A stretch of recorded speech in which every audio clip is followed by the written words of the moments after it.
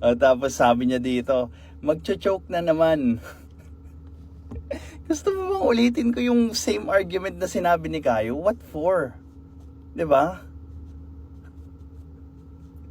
Tsaka yung topic, 'di ba? Yung main topic, hindi yun yung pinag-usapan natin. Gumawa ka ng subtopics na binigay mo on that day. So, sino nakapag-prepare? Malamang ikaw. Oh.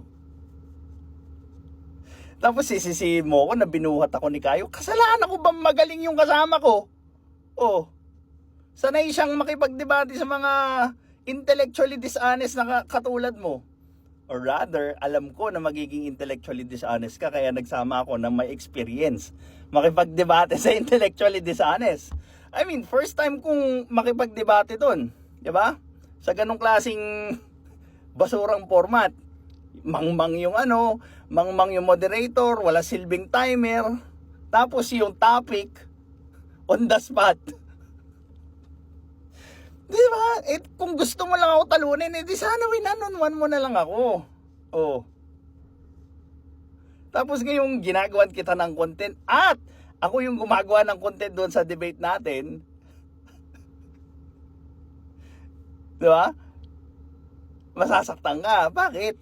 Bakit ikaw mismo hindi mo mapagmalaki yung sarili mong debate? Ayaw mo bang panoorin ng tao yon? Ako nga sinasuggest ko panoorin nyo eh. Oh, di ba?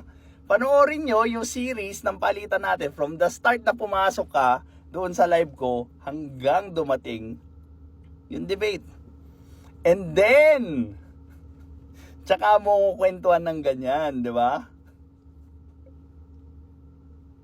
Sabi ko nga wala kang nakuha doon sa debate, kaya hindi mo mapag-usapan. Kasi yung believe ng tao napunta kay Kayo, yung simpatsya ng tao napunta sa akin, anong napunta sa'yo? Well, this is Pinoy Extreme. Have a good day.